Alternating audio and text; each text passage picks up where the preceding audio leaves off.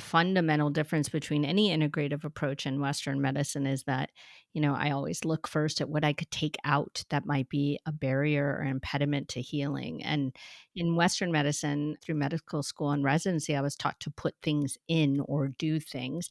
And sometimes those are necessary. I'm not discounting that. But then when that went wrong, or if a side effect occurred, then we put in more.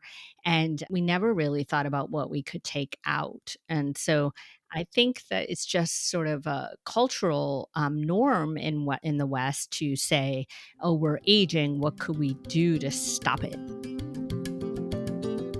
So, have you ever found yourself thinking about aging with a sense of dread? Like it's this inevitable decline that you have to fight against? Or maybe you've been led to believe that the goal is anti-aging, to maintain an image of youth, stop the clock, and live to 125 years or more.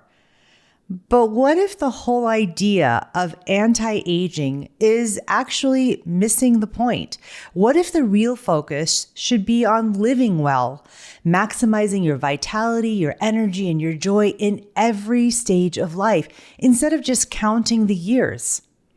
Hello, my beautiful friends. Welcome back to the Healing Catalyst. If this idea of longevity resonates with you, you are going to love this special series that we're starting today.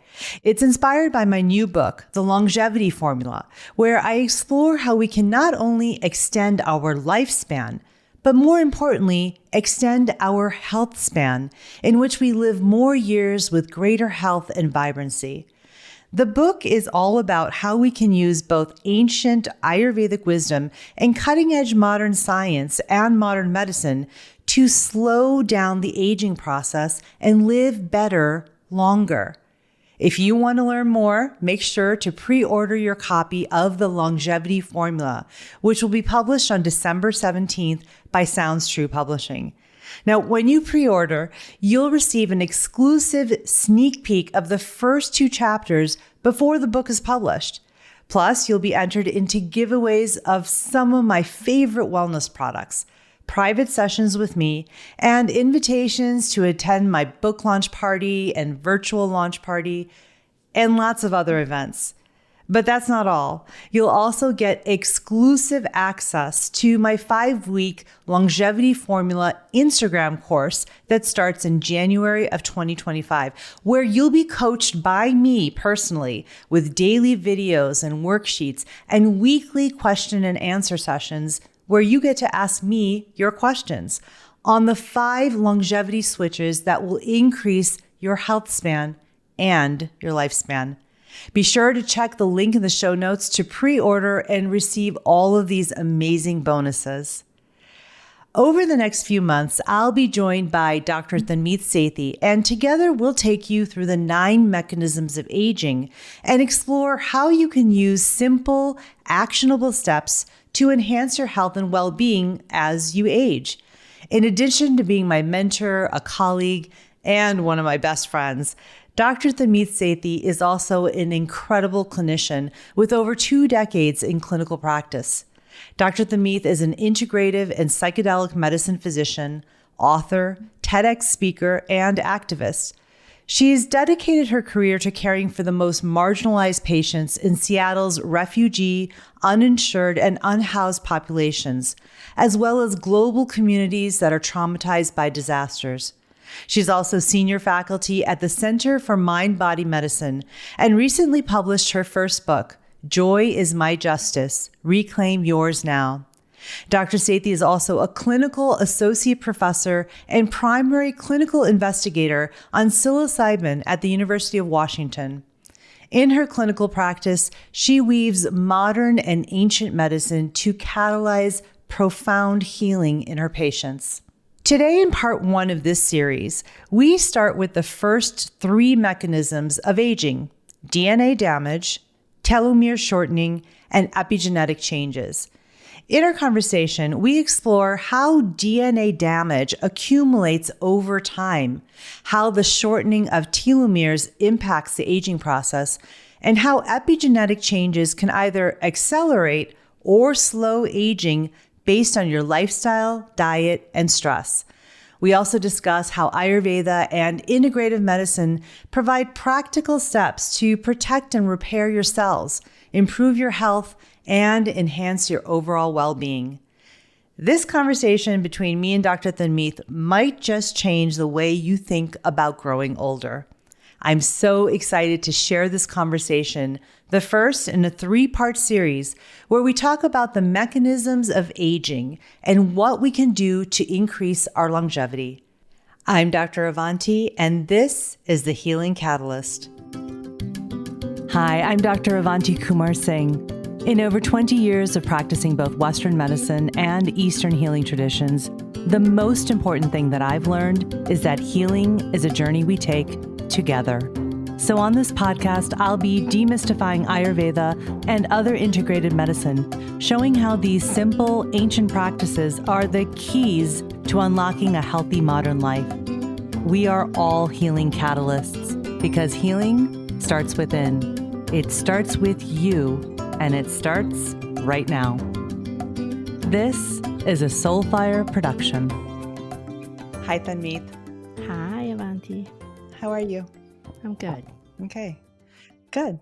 All right. So let's jump in. We're going to talk about the mechanisms of aging. And this is part 1 of a 3-part series because we wanted to go a little deep and sort of explain these mechanisms. And so we're going to jump into mechanisms 1 through 3. But before we jump into that, let's talk a little bit about longevity, aging, sort of like, why is this topic? I mean, it's a very hot topic right now in the wellness world. And I think there's a good reason for that because we all seem to be living longer, having longer lifespans, but are we living with quality of life? And I think that's where this discussion about longevity has come from. I don't know. What are your thoughts on that? Well, I have a lot of thoughts. Let's take a step back. I feel like there's the health and quality of life, and then there's the preceding conditioning in our mind of what it means to age. So I guess that's a better place maybe for us to start, which is that, in many cultures, elders are considered wiser and more valuable. And in the West, it feels to me like that's not the case, that as we age, we're less productive, quote unquote, less useful, quote unquote. And, that aging is sort of this inevitable decline.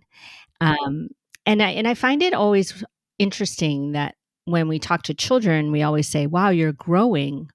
hmm And then when we talk to people who are adults, we say, "Oh, they really aged." And I'm like, "Why is that different?" I mean, they're doing the same Oh. thing that children are doing, you know? We're Mm. just growing. But that's not to say I'm not dismissing that as we grow or age, there are health issues that can arise. That's not what I'm saying. hmm But we tend to focus on the decline, the negativity, the negative side of it instead of looking at how this could be seen as a beautiful time. And I think that the focus we have now on longevity is beautiful because it's really looking at how do we optimize and maximize this time of our life. I just think that, I don't know what you think, but I think there's a fine line. I don't want to get people in too far of a sort of rabbit hole, a maze of trying to get better at getting older, you know, Right. and Right. so, that it's a fine line. It's a balance for me. I guess I'll start Yep. there, is that I want aging to be looked at as a natural process. Right. I want us to think of how to optimize that process and not just accept negative decline. And at the same time, I want us to embrace that as we grow older, we grow in wisdom and beauty in other ways. And sort of embracing that as well. So I guess that's where I'll start. Okay. There's so much to unpack there. I mean, the first thing that, God, I always love talking to you because you just add this, like, you drop these like pearls of wisdom, and that what you just said about, children versus adults and how we say to kids, you're growing older. That's so great. You're growing, you're growing, you're growing. But the same thing applied to an adult becomes a negative thing. I just wrote a whole freaking book on longevity and I never thought about it that way. That's genius. I should have talked to you before. No, I'm joking. That's a really great frame to think about. Like, why does it become such a negative thing when we're adults? And again, like you said, it's a fine line because yes, for aging, the inevitable is that we will all die at some point. But I think it's a really interesting frame and sort of perspective to think about. So thank you for that. That was incredible, to think about it that way. And yeah, I think that the reason, I got so interested in longevity is because, I really started thinking about this project, about writing this book when I was about to turn 50. And that was actually during the pandemic. Those years, like during the really, really intense period of the pandemic. So in 2021, I was turning 50. And I was really sort of reflecting on my life, like where have I come from? Where am I going? What am I doing? Sort of what's the next phase, my next era, as we would say, right? And I was starting to reflect on all the elders in my family. And, you and I are both South Asian, so we see this in our elders. They're really vibrant. They're doing a lot of Mhm. stuff. They are sharp as you can be. And they have this role in our families that is very respected. It's very revered. That's true of all the elders. And so I just started thinking a lot about that and thinking about my own grandfather, my Babaji, and how he was, around the age of probably 60 when he used to come very often to visit, right?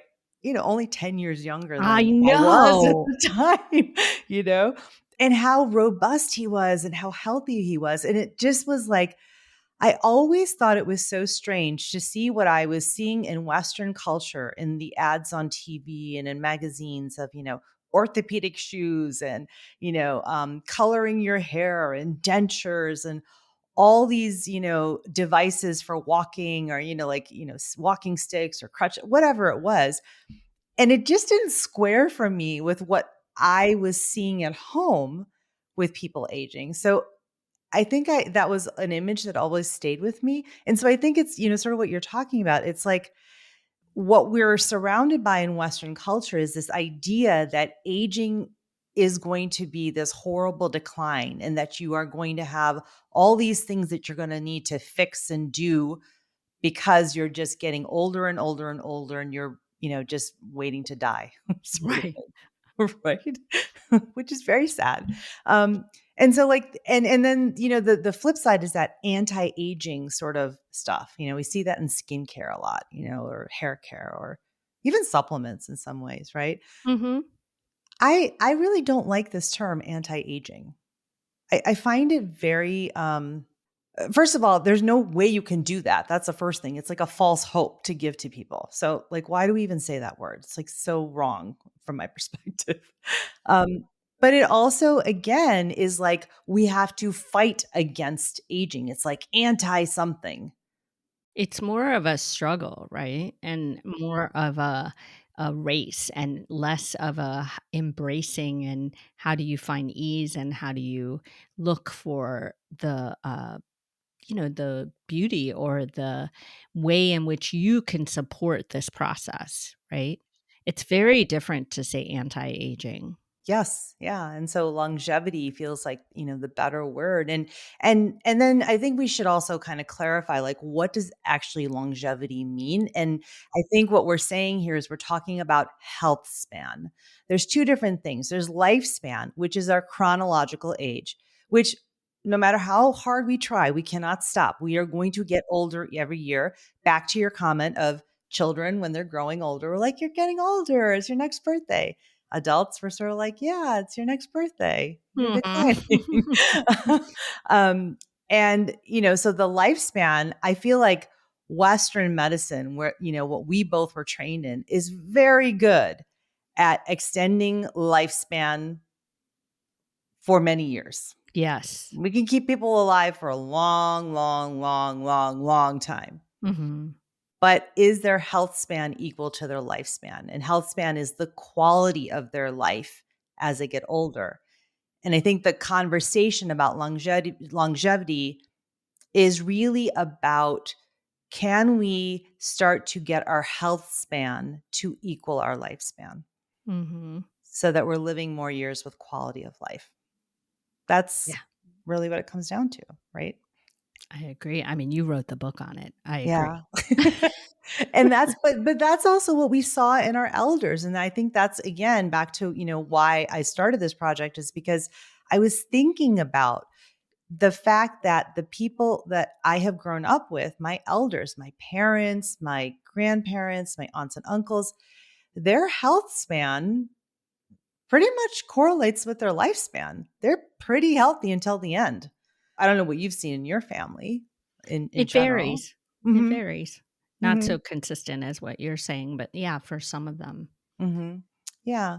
And so it's sort of like, well, how do we do that? And I feel like, when I started thinking about Ayurveda and sort of what we do in Ayurveda, it feels like that is what supports health span. And that's what I really found as I started doing research and started writing it is that really all of the things that we've been doing for 5,000 years in Ayurveda, and actually in many of these ancient healing traditions that, both of us have studied and learned about and, have been exposed to through other practitioners and friends and colleagues, many of these healing systems are really about extending health span. That's really what they are about. And so, why are we missing that in Western medicine? That's what I sort of really struggle with is why is that missing in Western medicine?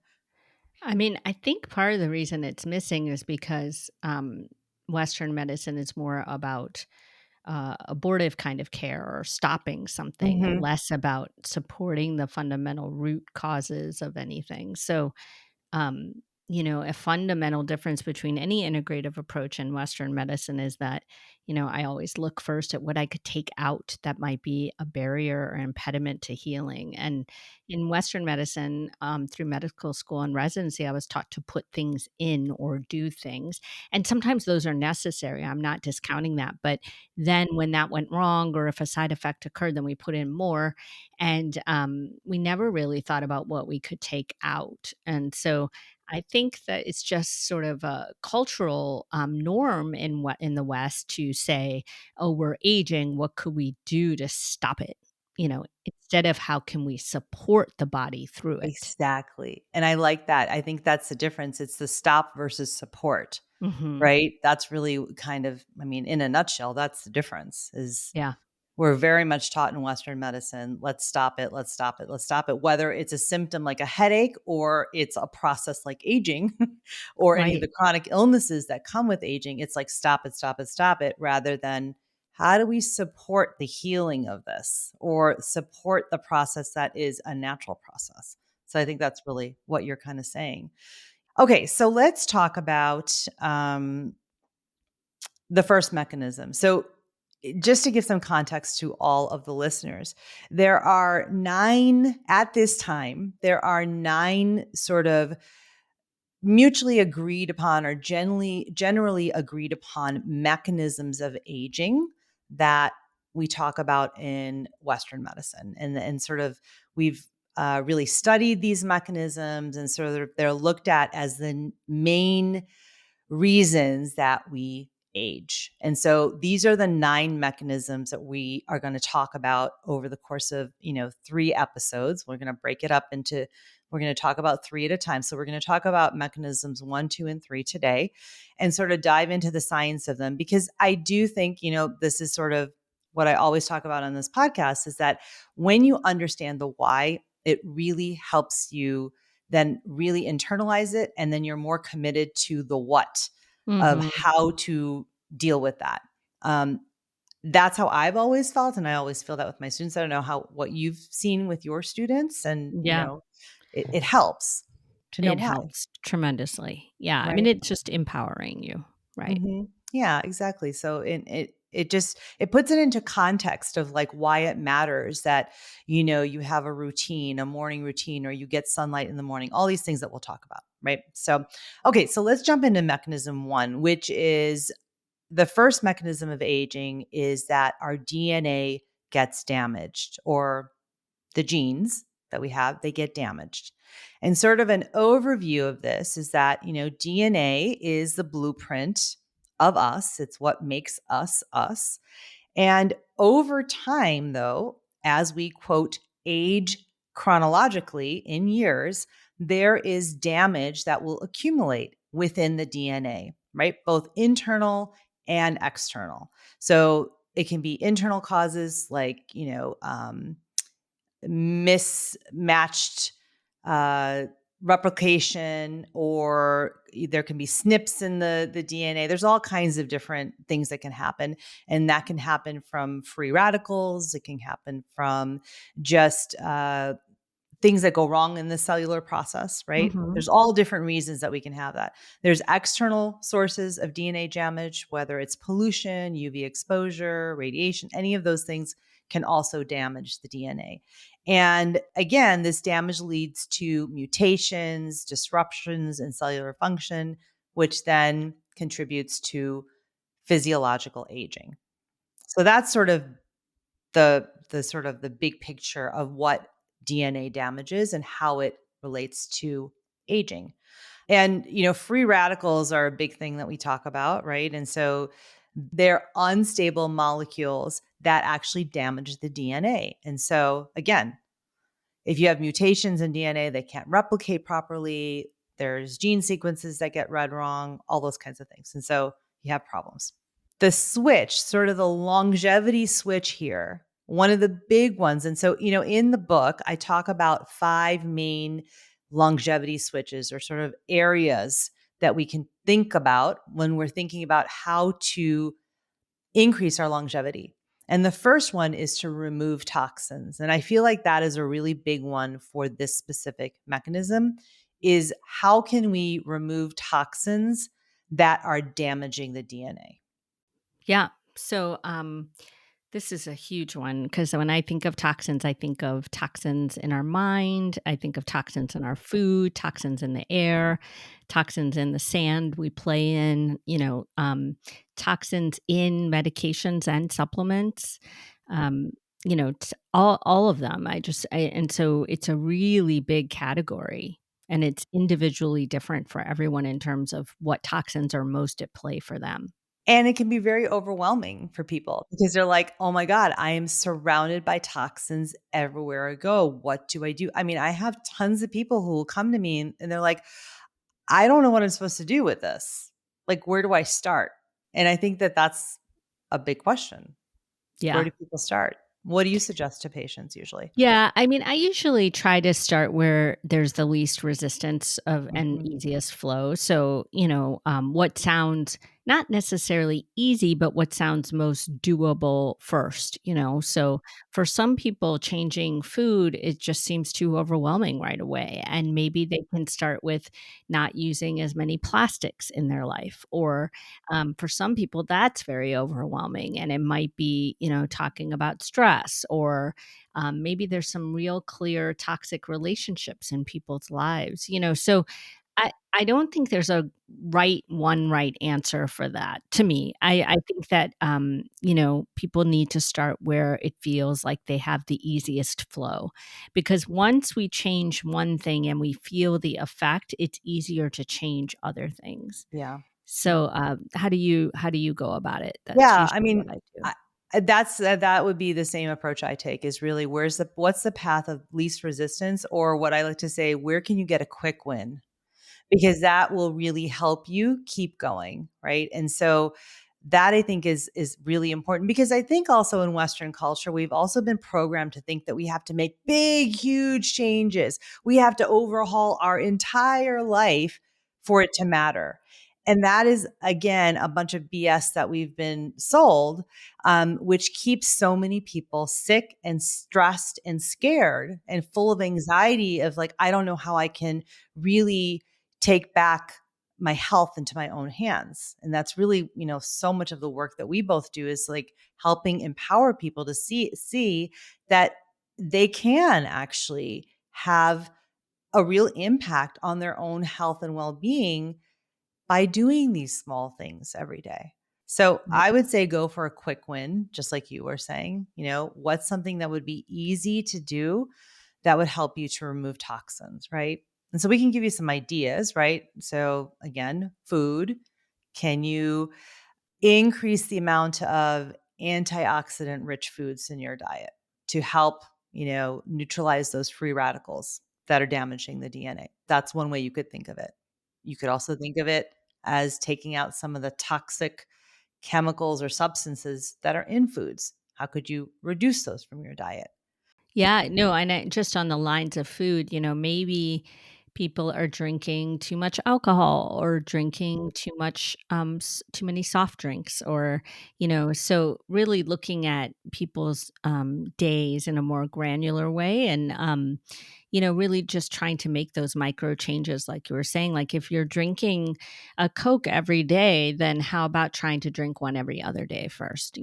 So really trying to make a difference and move slowly and sustainably. Right. Rather than saying, oh my gosh, I'm going to get rid of all the sodas I have. Not going to eat any sugar. I'm not going to eat any white flour, whatever it is. And you feel like you have to like cut everything from your diet. And you're sort of like, oh my gosh, how am I going to do this? It becomes overwhelming, or you stick to it for a couple of days and then you feel even worse because you couldn't stick to it.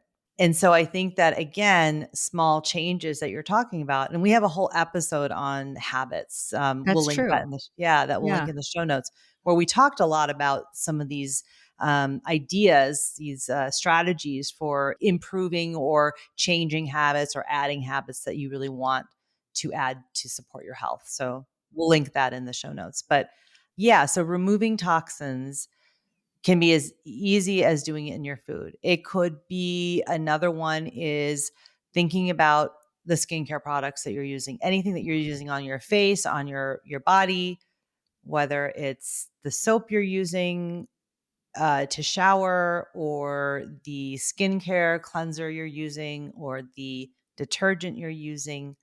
You can Nail make, polish. I mean, we yeah, could go on yeah, and on. yeah, nail polish, all those kinds of things. What could you change or get rid of? Maybe you're not painting your nails anymore, or there's lots of different ways to do this, right? Right, exactly.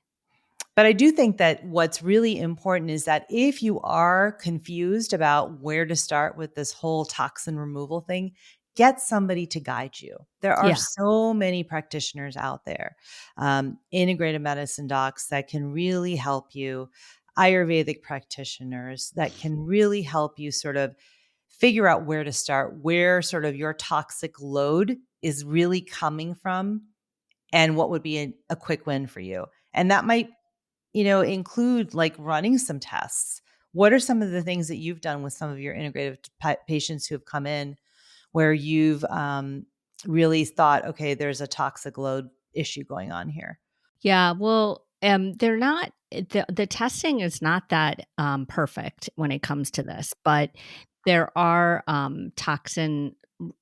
there are special tests you can do for heavy metals, for different kinds of hormonal imbalances, because actually it's a toxin to have too much estrogen, for instance, that you're not metabolizing. You can look at the liver and the detox system and actually try to see if it's been stressed or taxed. You can look at the gut, and you get indicators in the gut that there may be inability to absorb good things and get rid of bad things. So there's a lot of testing you can do to get an idea. But honestly, I work with a lot of people who don't have the resources to buy Right. those tests. Mhm. And honestly, I go more empirically more often about people having chronic fatigue, feeling Mhm. very drained of energy, brain foggy, feeling Mhm. like their memory is now lapsing, feeling more Mhm. irritable, kind of looking at people's history in a very close, deeper way, and seeing that it looks like there's a lot of toxin overload. And then looking at their history. Where do you work? What inhalants are you exposed to? Did you grow up on a farm? Or did you, and relationships, food, diary, all kinds of things. So you can get the majority of your information from a good history if you have a practitioner who knows what to look for. which is you made my point exactly, which is because, a lot of people who have been talking about longevity, I'm not going to name them, but we know them. They're all in this integrative world. They're really into doing all kinds of testing and all kinds of gadgets and, really expensive supplements, and more power to them. That's great. Okay. We have that technology. It's amazing. It's modern medicine. It's great because we need to go in that way. We need to learn all of that. But, and also, the whole point of my book is to say, you don't actually need all of that. You Mhm. can start simply. And that's exactly what you're speaking to, is that, you as an integrative doc, you are really going by getting into someone's history and really learning, what have they been exposed to? What does their day look like? What are the foods they're eating? What are the relationships that they have in their life? These are all the things we talk about in Ayurveda. It's very much the same, right? It's an integrative approach to looking at, where are the toxins coming from in your life, because every aspect of life affects your health. And we've lost a lot of that in medicine, right? I remember all my best teachers would show me in primary care how 80 to 90% of the answer, the diagnosis, is in the history, and the physical was just to confirm it. And so, I don't see that as much anymore. We don't have the time, or people don't know what to look for. So, Right. I mean, it's an art of medicine. That's why it's not just a science. It is an art. There yes. is an art to asking questions. There is an art to the body language of sitting with a patient and watching how they're moving, what is their facial expression when you ask them about their relationships. Do they cringe? Do they, sort of take a pause? You know what to ask then, because you see a hesitation. Like, these are the things that are the art of medicine that so many of us who are our age were really trained much better in, and probably our predecessors even more so than us. They really went by clinical examination and history taking, because they didn't have all these fancy tests, right?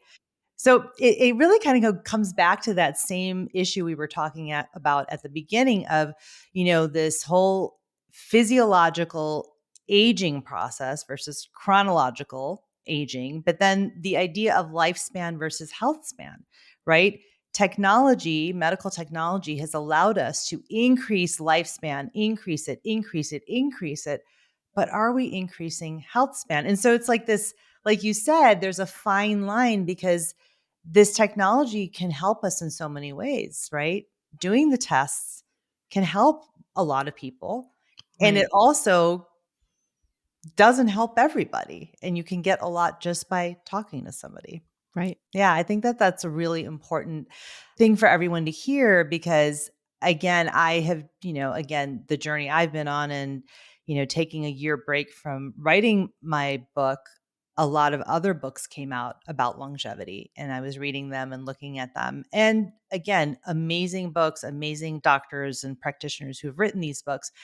And they're also about a lot of really expensive technology, testing, supplements, things that are actually mostly out of reach for most people, either financially, energetically, or just like, they wouldn't even know where, we don't even know where to start with a lot of those things. Right. I still don't have like an Aura ring or any of those, gadgety things. What's First of all, wrong with because I you, think, Avanti? yeah, I mean, I think it would make me crazy, but it's also because there's like this feeling of, oh gosh, I have to set it up. I got to figure it out.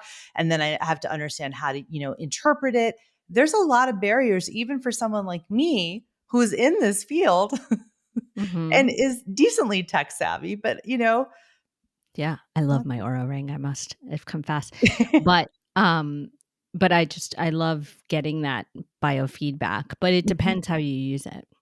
Yeah, and we've talked about this too, is Yeah, that, it can cause some people a lot of anxiety, and other people it can be very, very helpful, and it's right. sort of motivating to get outside and walk, or, sleep more, whatever it is. So, Yeah, yeah. yeah. Okay, we have gone all over the place here. Let's get back to the next mechanism. Okay, okay. Sounds good. Interesting things we're talking about. Yeah. Okay, so the second mechanism of aging that we wanted to talk about today is telomere shortening. Yes. And do you want to explain this one? Well, I think of telomeres, I mean, this is not my idea, this is how it was explained to me once, but as, the caps on the end of shoelaces, so the kinda caps on the DNA, and, that when those caps are damaged, that then just like on a shoelace, you can get the DNA or the lace kind of fraying and unraveling, and so these are kind of like protective caps that are also markers that allow us to understand the health of the DNA. That's how I think of telomeres. Love it. That's a great visual. Yeah, that's an awesome visual. And so the idea is that the process of this shortening of, of losing that little cap on the shoelace, the telomere, that increases as we age chronologically. As we get older, that will shorten, shorten, shorten. And then at some point when it's so short, that's when it causes problems in DNA as well. So that's how it's correlated to aging. Um, And then it can shorten quicker, right?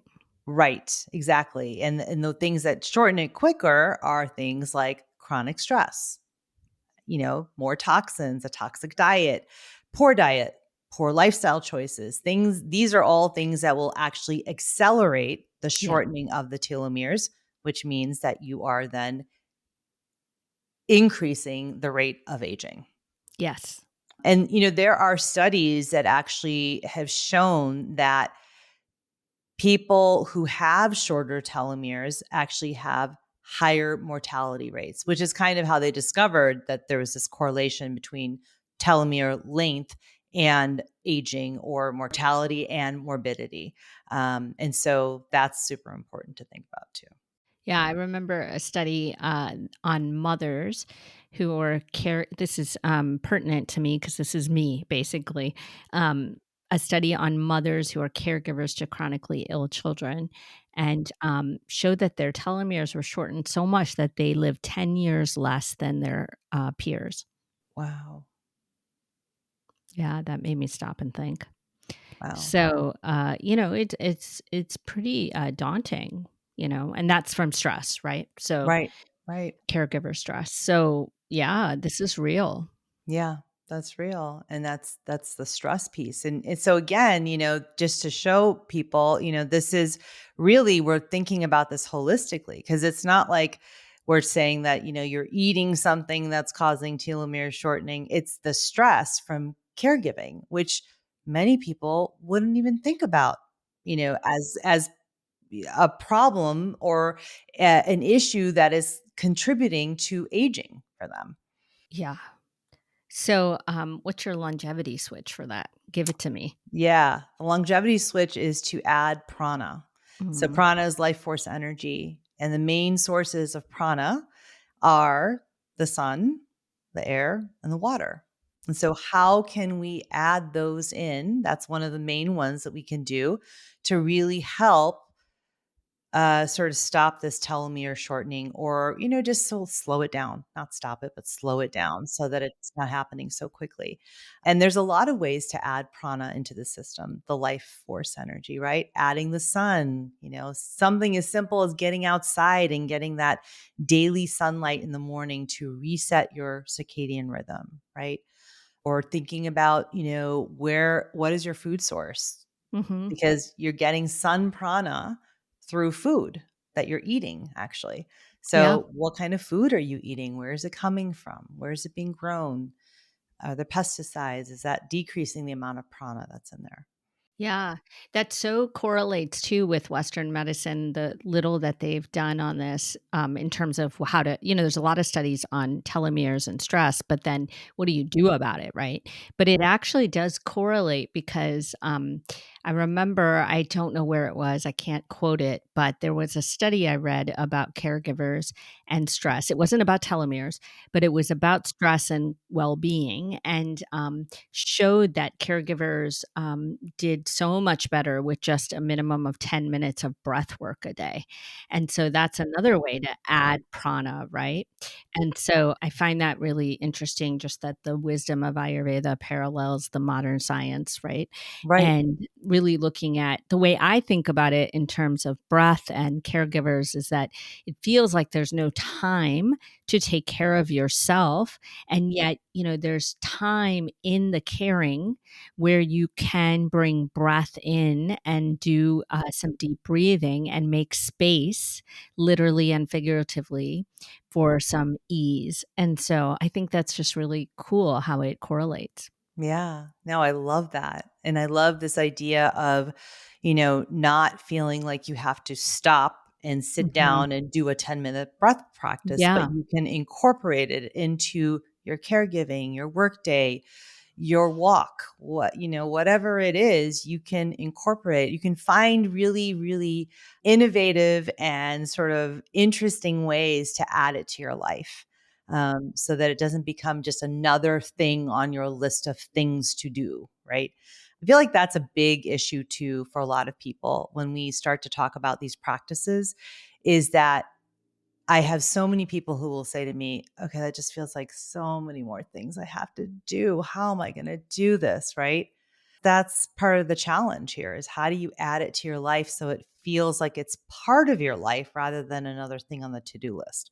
Yeah, that's why I like this add prana switch because it really is saying that if you're so overwhelmed, which many of us are by the to dos and adding anything in, it might be time to just take a step back and think about how can I add prana to my day so that I have space and ease with which to make a change.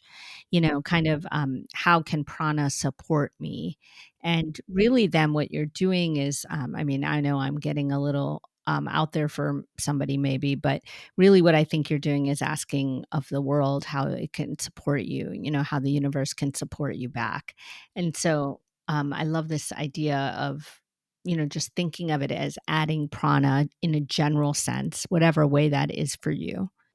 Yeah. And so, like, the three main ways that I really kind of dive into in the book are the sun, the air, and the water. And like something as simple as water, right?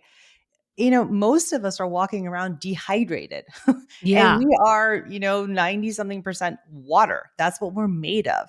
And so if we're always dehydrated, no wonder we feel so tired and fatigued and grumpy and brain foggy and all of these, symptoms that many of us have on a daily basis. Something as simple as adding some water into your body is adding prana. That's life force energy. Yeah, and I have to say that's my hardest one. Everybody has their hard things. I just cannot remember to drink enough water. And, if you really think about it, even if you think about it from an Ayurvedic sense, it correlates with how we think of it in the West. It also is that you're lubricating those different tissues, right? Your joints, your muscles, your fascia. And that if everything's dry, it's not going to actually work that well. And so I find that to be just in all disclosure to whoever's listening, I'm with you if you find that hard because I just cannot bring myself to drink more water and I want it. I don't know, it's not a habit that I cultivate easily. Right. Yeah, but and also, you're also adding prana in different ways. I know that, one of the things that you're very committed to is your daily walk, because many times I'm talking to you and we're both walking. And that is your way of adding air and adding sun, and you're getting that prana in through your daily walk. So right there, you're adding prana. So I think the point that, we're both making is that there are many ways that you can do this and add prana into your body, mind, and spirit. You just have to be a little bit, innovative about it or think about it differently, and you can do it. So yeah. Yeah. Yeah. And I think if you think about it in a way of not I need to or I should do, but Mhm. instead, how can I add Yep. prana? It becomes more of a less of a self berating kind of a habit to cultivate and more of a habit of something you want to be, right? Someone who adds prana daily. Yes. Yes. I love that. Okay, let's move on to the third mechanism of aging that we wanted to talk about today, which is epigenetic changes. Um, so let's talk about what epigenetics, first of all, is. Epigenetics is like sort of on top of our genes, is really what it quite literally means, on top of genes. And what it is really the way you can think of it is it's a way that the genes get switched on and off. Okay, like we were talking about longevity switches, these are gene switches, epigenetics. And it's really the gene expression either turning on or turning off. And that is influenced by lifestyle and environmental factors. And this is sort of a newer science in the last 30 years or so, 25 years. Yeah. I mean, I think more like 30, but it's been only about 20 where people really are whole seizing onto it. Yeah, and so this idea that our lifestyle, our environmental factors, these are things that can switch the genes on or off. And the sort of scientific piece of this is that there's a process called DNA methylation, where you can think of these methyl groups, the DNA methylation methyl groups that are added onto DNA. So they're like tags, and basically, what they do is they block certain genes from being expressed. Okay. And that process of DNA methylation is directly influenced by diet, stress, environmental exposure. So, right there, that's where the epigenetic piece comes in. So, epigenetics influences DNA methylation, which then turns genes on or off by either allowing the DNA sequences to be read or not read. That's kind of how that all connects together. And there are many studies that show that by engaging in lifestyle modifications, whether it's, improved diet or stress management or adding different routines to your life, these are all things that are epigenetic modifications that actually will slow down gene expression and actually change the epigenetic switch and turn it off. And it's hard. I know it sounds really complicated for people, but it also is important to remember that it's estimated that anywhere between 25 to 40% of us have a genetic SNP, as we call it, a mutation, you can think of it as, that actually inhibits us from methylating most efficiently. And so this isn't just, whether you have stress or environmental toxins, but you might be one of those people who doesn't methylate as easily. And so it's just important to remember this piece that there are many ways to change this, but it's something for all of us to think about. Yeah. And so as far as the longevity switch goes, for this one is the one that I really think about is syncing with nature. I find that that's a really easy one where we are modifying sort of our overall routines and lifestyle to really help change these genes and sort of like switch them off or switch them on, right? Whichever one's Yeah. protective for us. And so simple things, we've talked about getting sunlight exposure in the morning. That's a simple one Yeah. that will actually make an epigenetic change right there. Yeah. Simple, simple one. I think it's really simple, and I think Mhm. it feels really hard. For at Yeah. least I've been talking to a lot of patients about this lately, and Mhm. it is really hard if you think about it. Let's say you have to get up and get ready for work, you also have to get your kids ready for school, and you have to get going, and it's kind of rushed, and maybe it's dark when you get up, and by the time it's light, you're got to go, right? And so it feels, actually, it sounds easier than it is, but I think if people really think about, what could I do? I mean, it sounds hard, but once it becomes a habit and you feel the benefit, it's not as hard, is to say, can I wake up 10 minutes earlier so that 10 minutes of the time that we're getting ready and prepped in the morning, I can actually sit calmly outside or go for a walk. I love that one, and get some light in my eyes. So it does take some prep and planning, but it's well worth it. The other thing that we can really do, what I think you're speaking to, is creating these daily routines, right? And sort of working them into our days in these small ways, the 10 minutes, wake up earlier, get outside. How can you add these routines that then are consistent, but also will decrease your stress levels, which then have an effect on epigenetics, right? So it's Right. all linked together. And what's interesting also as we're talking about all of these longevity switches is that you can apply actually all of these longevity switches to every mechanism of aging. I mean, that's sort of, the amazing thing about it, which you don't have to do something specific and it's only going to deal with one mechanism of aging. It attacks all of them actually. And everyone who's listening, you're going to hear this as we go through all 9 of them. You're going to be like, "Oh, I get it. These practices work on all the mechanisms of aging." Yeah. And I think this one is really important for people who feel like their DNA is their destiny instead of a guide. I think about my DNA and my family is very highly um, skewed to autoimmunity. And that does mean I need to be more careful. And when I see symptoms arise, which I have, then I need to be really careful about making sure that I'm adding prana and removing toxins and syncing with nature. But I'm not doomed, so to speak, to the fate of my ancestors. I just need to be more cognizant of that. So I think that's a big shift for in the last 25 years. I've seen patients really starting to make that shift of not saying, oh, diabetes runs in my family. And it may, and Right. also you may do things that help that, right? So Right, right. No, I think that's a super important point, and it's something we already talked about in this episode, which is, again, empowering everyone who's listening, empowering our patients and students. That's what we've been, trying to do, is to say that you do have the ability to have a very positive effect on your health.